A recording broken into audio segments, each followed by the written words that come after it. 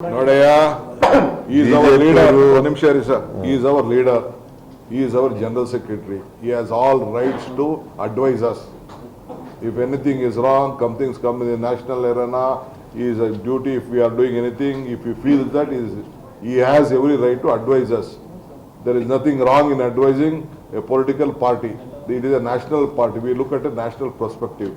For humanitarian ground, for the poor people, we are there to help the people.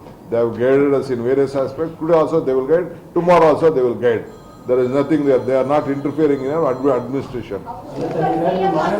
ಆಯ್ತು ಬಿಡಪ್ಪ ಈಗ English ಅಂತ ಸಾಕ್ತಾರೆ ಹೇಳಿದ್ದಾರೆ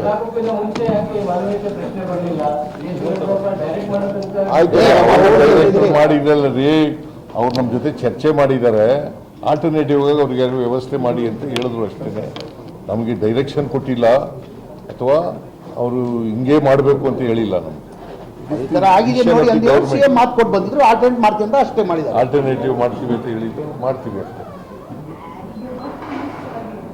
Nodaya, he is our leader. He is our leader. He is our general secretary. He has all rights to advise us.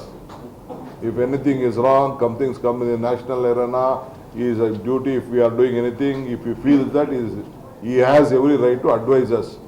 There is nothing wrong in advising a political party. It is a national party. We look at a national perspective. For humanitarian ground, for the poor people, we are there to help the people. They have guided us in various aspects. Today also they will guide. Tomorrow also they will guide. There is nothing there. They are not interfering in our administration. ಆಯ್ತು ಬಿಡಪ್ಪ ಈಗ English ಅಂತ ಸಾಕ್ತಾರೆ ಹೇಳಿದ್ದಾರೆ